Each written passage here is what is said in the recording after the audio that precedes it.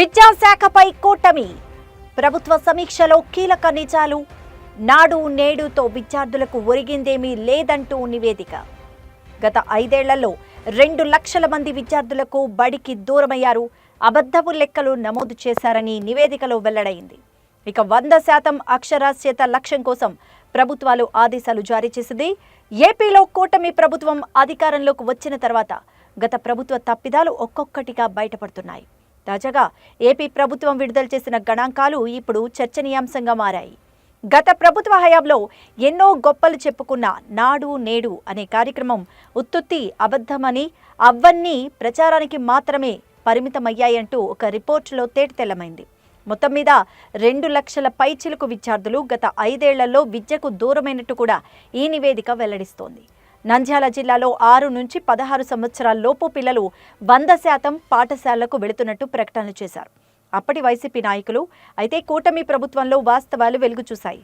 రాష్ట్రంలో ఏకంగా 2,02,791 మంది పిల్లలు చదువుకు దూరమైనట్టు ప్రభుత్వం గుర్తించింది.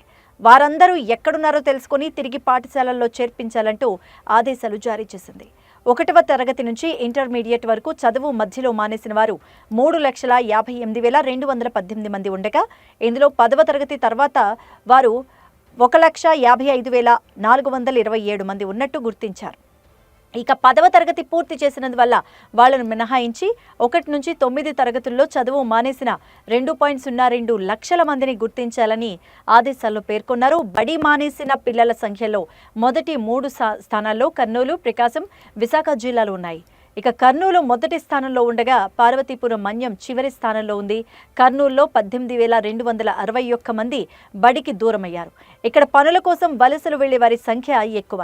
ఇక వైసీపీ ప్రభుత్వ హయాంలో సీజనల్ హాస్టల్స్ ఏర్పాటు చేయకపోవడంతో చాలా మంది తల్లిదండ్రులు పిల్లల్ని తమతో పాటు బయట ప్రాంతాలకు తీసుకువెళ్లిపోయారు. అయితే నూతనంగా ఎన్నికైన కూటమి సర్కార్ విద్యాశాఖపైన ప్రత్యేకంగా దృష్టి సారించింది.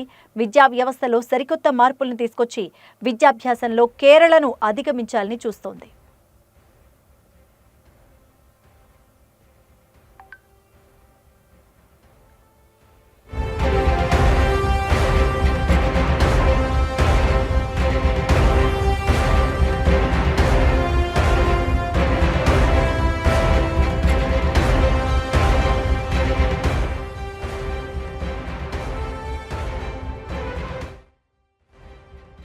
వచ్చిన ఈ 4-5 నెలల్లో గత ప్రభుత్వ తప్పిదాలు ఒక్కొక్కటిగా బయటపడుతున్నాయని చెప్పాలి. అయితే తాజాగా ఏపీ ప్రభుత్వం విడుదల చేసిన గణాంకాలైతే ఇప్పుడు చర్చనీయాంశంగా మారాయి. గత ప్రభుత్వం హయాంలో ఎన్నో గొప్పలు చెప్పుకుంది నాడు నేడు అనే కార్యక్రమం విషయంలో. అయితే అవన్నీ కూడా అబద్ధపు ప్రచారాలని, అబద్ధపు కార్యక్రమాలని కూడా అవన్నీ ప్రచారానికి మాత్రమే పరిమితమయ్యాయని, అమలుకు నోడ్చుకోలేదని కూడా తేటతెల్లమైంది. అయితే మొత్తం మీద 2 లక్షల పైచిలుకు విద్యార్థులైతే గత 5 సంవత్సరాల్లో విద్యకు దూరమైనట్టు ఓ నివేదిక అయితే వెల్లడిస్తోంది. నంద్యాల జిల్లాలో 6 నుంచి 16 సంవత్సరాల లోపు పిల్లలు 100% పాఠశాలలకు వెళుతున్నట్టు ప్రకటనలు చేశారు అప్పటి వైసీపీ నాయకులు. అయితే కూటమి ప్రభుత్వంలో వాస్తవాలన్నీ కూడా ఒక్కొక్కటిగా బయటకు తీస్తున్నారు. రాష్ట్రంలో ఏకంగా 2 లక్షల మంది వరకు పిల్లలు చదువుకు దూరమైనట్టు ప్రభుత్వం గుర్తించింది.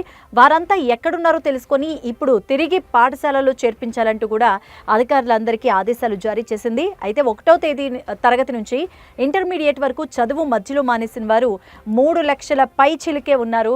అయితే ఇందులో 10వ తరగతి తర్వాత వారు చూసుకుంటే 1,50,000 పైనే ఉన్నట్టు గుర్తించారు.